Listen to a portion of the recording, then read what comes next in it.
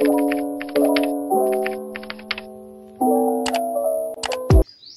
araw! Welcome sa aking science vlog. Ngayon, pag-uusapan natin ang isang kilalang prutas. Ating kilalanin ang prutas na tinatawag na langka. Ang scientificong pangalan ng langka ay Artocarpus heterophyllus at ang karaniwang pangalan nito sa English ay junk fruit. Pero dito sa Pilipinas, kilala natin ito bilang langka. Ang langka ay isang malaking puno na maaaring umabot hanggang 20 metro ang taas. Mayroon itong makintab at berdeng dahon at matibay na sanga. Ngunit ang pinakakahanga-hanga sa lahat ay ang bunga nito, ang junk fruit, na siyang pinakamalaking bunga na tumutubo sa isang puno. Ang balat nito ay magaspang at may tinik, pero sa loob ay may malambot, dilaw at matamis na laman na gustong-gusto ng marami.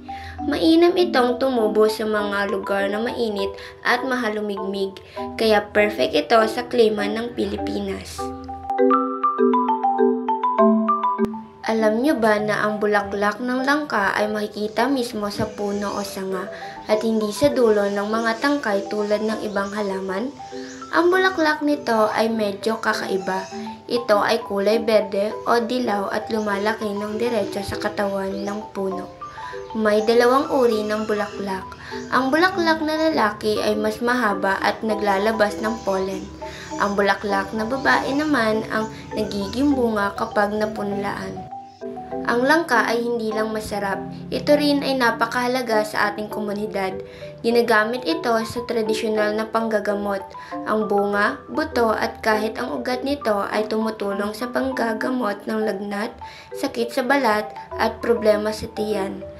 Ito ay mayaman sa vitamin C, fiber at antioxidant.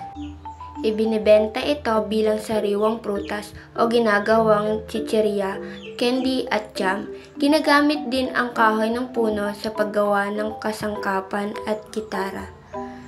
Bahagi ito ng maraming pagkaing Pinoy tulad ng ginataang langka at kadalasang itinatanim sa bakuran bilang pangkain at lilim.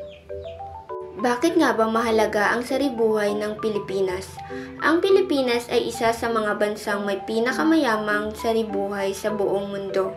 Marami tayong natatanging halaman at hayop na tumutulong sa pagpapanatiling balanse at malusog ng ating kapaligiran.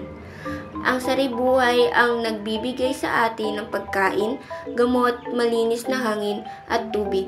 Pinoprotektahan din tayo nito mula sa kalamidad at nagbibigay ng kabuhayan sa mga mamamayan. Kapag inalagaan natin ang ating saribuhay, kasama na ang mga halamang tulad ng langka, pinapahalagahan din natin ang kinabukasan ng ating bayan. At dyan nagtatapos ang ating usapan patungkol sa langka at ang kahalagahan sa saribuhay sa Pilipinas. Sana ay may natutunan at na-appreciate ninyo ang yaman ng kalikasan. Yun lamang.